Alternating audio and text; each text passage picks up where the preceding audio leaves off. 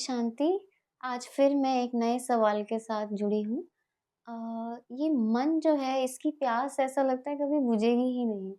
कभी इसको आनंद चाहिए, कभी ये दुखी होगा, कभी ये खुश होगा।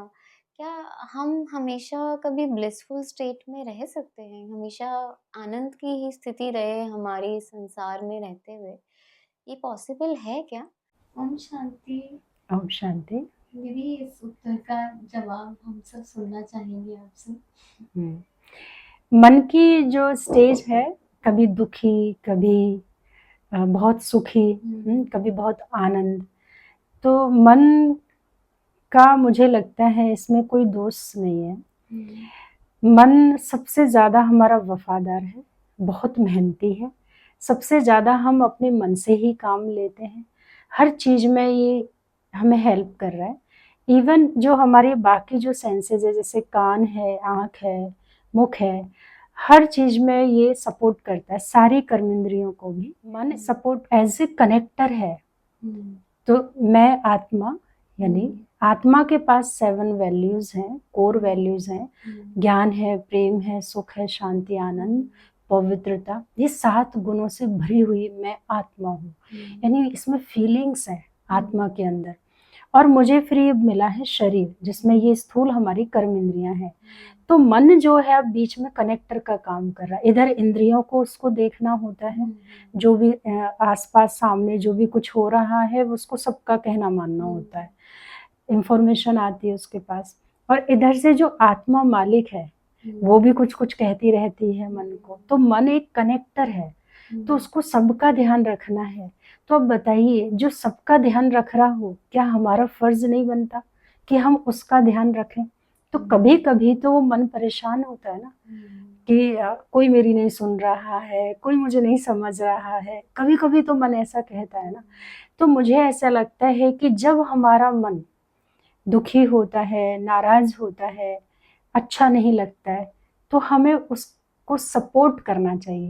यानी मुझ आत्मा को, अपने मन को सपोर्ट करना चाहिए, क्योंकि वो सबका ध्यान रख रहा है। एक मैं ही तो हूँ जो उसका ध्यान रखूं, है ना।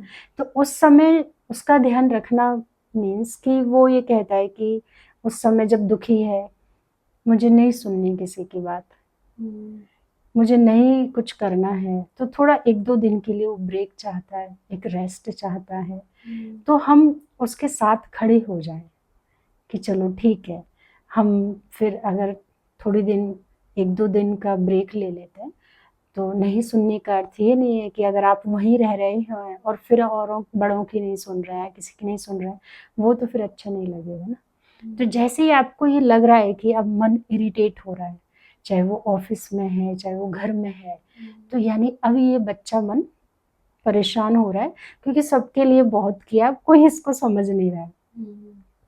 तो मुझ आत्मा को अपने मन को सपोर्ट करना है। तो जैसे ही पता चलने लगा, तो हम 1-2 दिन का ब्रेक ले सकते हैं। हम कहीं बाहर का बना सकते हैं, कहीं घूमने का बना सकते हैं। कुछ नया उसको दे दें, कुछ नई चीज़ हम दे सकते हैं। थोड़ा सा लाइफ स्टाइल में थोड़ा चेंज ले लें, या हम छुट्टी ले लें। अगर ऑफिस में है तो 2 दिन हम रेस्ट पे रहें।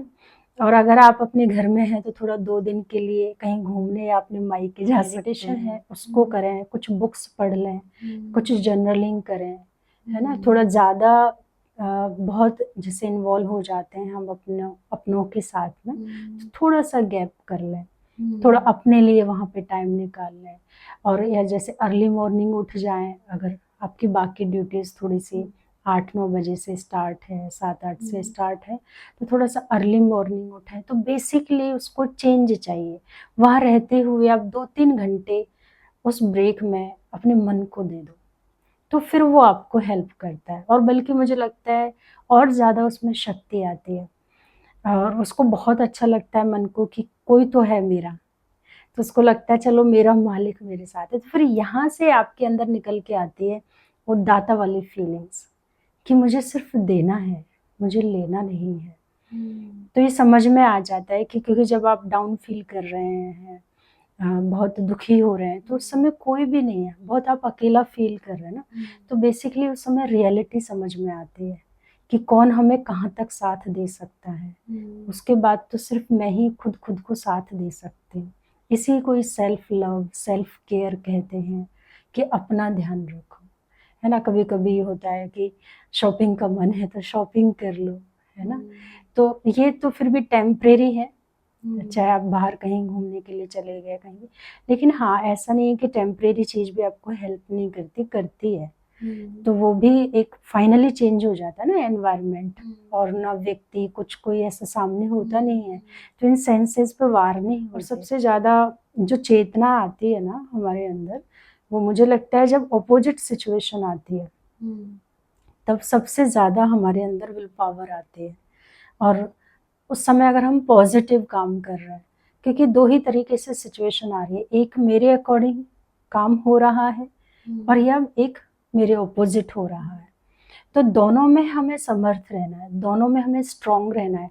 तो हमारी जो 8 पावर्स हैं, शक्तियां हैं जो ब्रेन की, और जो वैल्यूज़ हैं, ये हमें जब सिचुएशन मेरे फेवर में है तब भी मुझे उनका यूज़ करना चाहिए। ज़्यादा हमें कंफर्ट जोन में नहीं जाना चाहिए, उस समय भी हम यूटिलाइज़ करें अपने टाइम को।